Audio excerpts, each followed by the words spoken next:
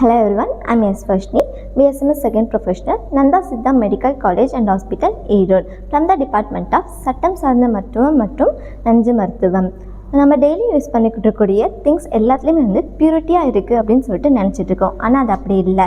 நம்ம யூஸ் பண்ணிக்கிட்டக்கூடிய சுகரில் கூட அடல்ட்ரேஷன் நடந்துட்டு தான் இருக்குது. சுகரில் அடல்ட்ரேஷன் நடந்திருக்கா இல்லையா அப்படின்றது எப்படி கண்டுபிடிக்கிறது பற்றி தான் இந்த வீடியோவில் பார்க்க போகிறோம். நம்மகிட்ட 2 சுகர் சாம்பிள் இருக்குது.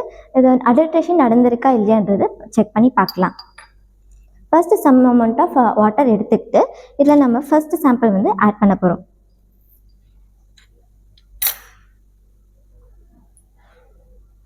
இதே மாதிரி நம்ம செகண்ட் சாம்பிளையும் வந்து ஆட் பண்ணலாம்.